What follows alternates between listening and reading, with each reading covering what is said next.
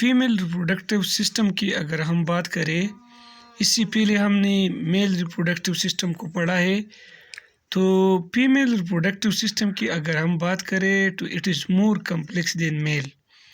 Mail reproduction की बनिस्बत female reproductive system जो है वो बहुत ज़्यादा कम्प्लेक्स होता है, क्योंकि इसमें क्या होता है कि इसमें इट प्रोड्यूस फीमेल गोनेड। इसमें फीमेल गोनेड ओवम बनता है और फिर क्या होता है कि इसमें it is transported the ova to the site of fertilization. फिर ये ओवम जो है साइट ऑफ फर्टिलाइजेशन में ट्रांसफर करते हैं implant into the wall of the uterus. Uterus के वॉल के साथ इसको इम्प्लांट करता है। इफ फर्टिलाइजेशन और implantation not take place, the system is designated to menstruate.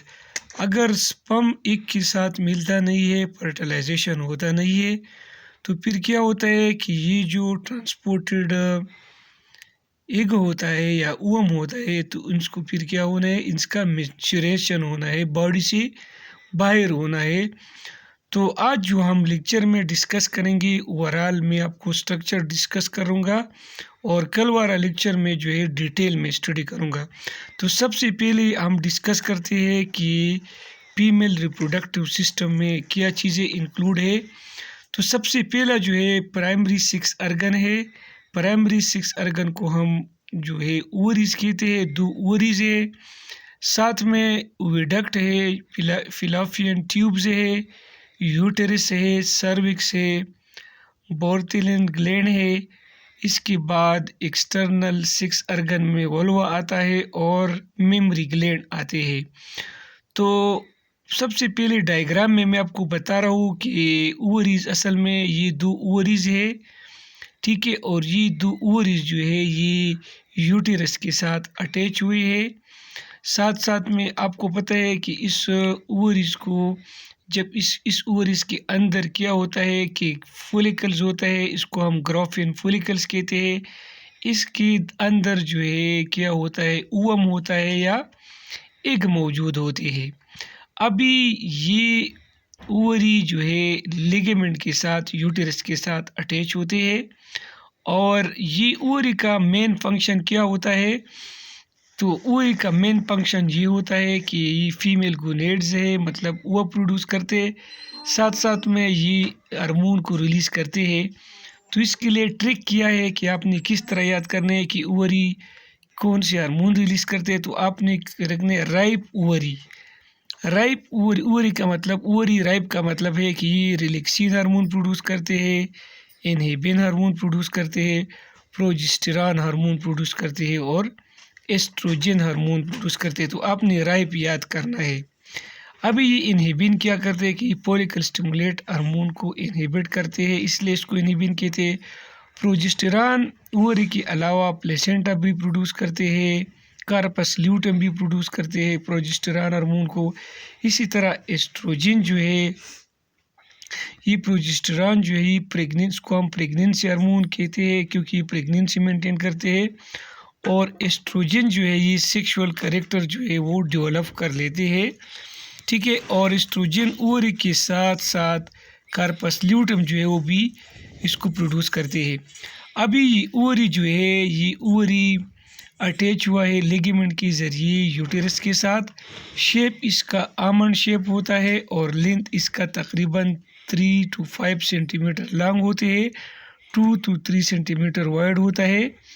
इस ओवरी के अंदर मैंने आपको बताया टाइन सेक लाइक स्ट्रक्चर होते हैं, इसको ओवेरियन फोलिकल कहते हैं।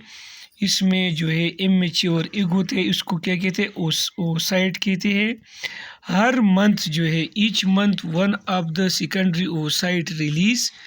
हर मंथ जो है क्या होता है कि इससे एक ओसाइट रिलीज होते हैं, सेकेंडरी ओसाइट। इस प्रोसेस को ओवुलेशन कहते हैं, ठीक है ना। और इस ओवुलेशन के बाद जो यहाँ पर अंदर फोलिकल जो एम्प्टी हो जाते हैं, इसको हम कार्पस ल्यूटेम कहते हैं। ये हम डिस्कस करेंगे नेक्स्ट लेक्चर में, और थोड़ा सा आज हमको समराइज बता रहा हूँ। ओवरी के बाद हमारे साथ आते हैं फिलोपियन ट्यूब्स। ये फिलोपियन ट्यूब्स क्या है कि ये असल में ये डक्ट्स है, मतलब है ये ट्यूब है दैट एक्सटेंड, ठीक है, ये एक्सटेंड हुआ है from the region of the ovary, ovary से एक्सटेंड हुआ है, एक इस साइड पे और एक राइट और एक लेफ्ट साइड पे। इसका लेंथ जो एफएससी की बुक में है वो 10 सेंटीमीटर है। और स्ट्रक्चर की अगर हम बात करें तो ये स्मूथ मसल से बने हैं, इसके अंदर सिलिएटेड और नॉन सिलिएटेड सेल्स होते हैं। इस फिलापियन ट्यूब का फंक्शन क्या है कि ये इस जो ओसाइट है, एग है, वो क्या करते हैं जब रिलीज हो जाते हैं तो क्या करते हैं इसको रिसीव करते हैं और ट्रांसफ़र कर लेते हैं यूटेरस को, किस प्रोसेस से, पेरिस्टालिसिस से, और सिलिएटेड सेल्स जो इसमें होते हैं इसके ज़रिए ये जो है ट्रांसपोर्ट करते हैं यूटेरस में। जो नॉन सिलिएटेड सेल है वो क्या करते हैं, इसके अंदर जो नॉन सिलिएटेड सेल होते हैं वो असल में इस ऊम को मॉइस्ट रखते हैं। फिलापियन ट्यूब के बाद हमारे पास जो मेन अर्गन आता है वो यूटेरस है। तो यूटेरस क्या है, the organ that receive the egg, ये वो अर्गन है जो ऊम को या एग को रिसीव करते हैं, क्या करते हैं, न्यूरिशमेंट उसको देते हैं। इसमें क्या होता है कि आपको पता है फर्टिलाइज एग जो है वो रिसीव कर लेते हैं, इसको फिर क्या करते हैं न्यूट्रिशन देते हैं और यहाँ पर बेबी का इम्प्लांटेशन होते हैं। अगर हम इसकी स्ट्रक्चर की बात करें तो इसमें 3 लेयर होते हैं, आउटर मोस्ट को पेरीमेट्रियम कहते हैं, फिर इसके बाद मायोमेट्रियम है और इनसाइड पे एंडोमेट्रियम होते हैं। ये एंडोमेट्रियम जो है ये क्या होते हैं, ये शेड अप होते हैं और शेड अप होने के साथ साथ ही फिर क्या होता है कि इसका जो म्यूकस वगैरह है, ब्लड वगैरह है, वो बाहर निकल आ जाते हैं हर मंथ। इसको हम मेंस्ट्रुएशन कहते हैं और ये हम डिस्कस करेंगे कि मेंस्ट्रुएशन क्या होता है।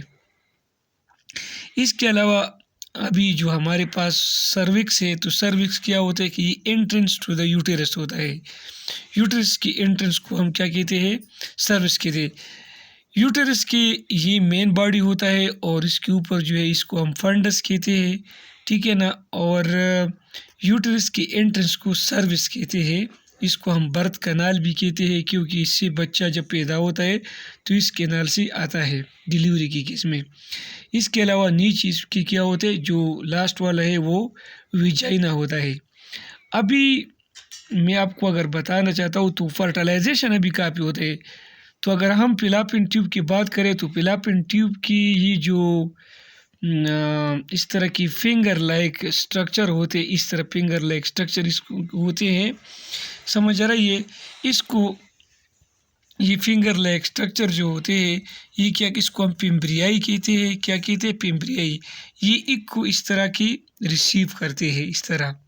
ये इसके बाद जो इसका पहला पोर्शन होता है फिलापियन ट्यूब, इसको इन्फंडिबुलम कहते हैं। और इम्पेंडुलम के बाद जो पोर्शन आता है इसको एम्पोला कहते हैं। और यहाँ पर जो दो फंडस के दरमियान जो दो रीजन है उसको हम इस्थमस कहते हैं। जो यूटेरस की पोर्शन, यूटेरस के स्ट्रक्चर को एक दूसरे से सेपरेट किया हुआ होता है, इसको इस्थमस कहते हैं। तो क्वेश्चन राइज होते हैं फर्टिलाइजेशन कहाँ पे होते हैं, तो स्पर्म जब इधर आ जाते हैं तो फर्टिलाइजेशन जी एम्पुला और इस इस्थमस के दरमियान जो रीजन है, या एम्पुला में होता है, बाग बुक में लिखा है, लेकिन इस्थमस और एम्पुला के दरमियान जो है वो क्या होता है, फर्टिलाइजेशन होता है। अभी विजाइना की अगर हम बात करें तो ये 10 वाल्ड होता है, 8 से 10 सेंटीमीटर होता है और ये बर्थ कनाल के तौर पे काम भी करते हैं और मेंस्ट्रुअल फ्लो के तौर पे भी काम करते हैं। ये आज मैंने आपको समराइज़ बताया कि फीमेल रिप्रोडक्टिव सिस्टम में क्या होते हैं।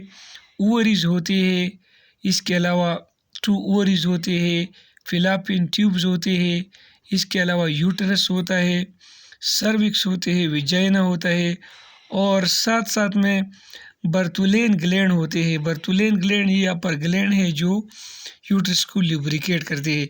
कल हम डिस्कस करेंगे कि ओवरीज का स्ट्रक्चर डिस्कस करेंगे और इसके अंदर जो ग्राफियन फॉलिकल है ये किस तरह बनते हैं, फॉलिकल स्टिमुलेटिंग हार्मोन इस पर किस तरह एक्ट करता है और ये मैच्योर किस तरह होते हैं।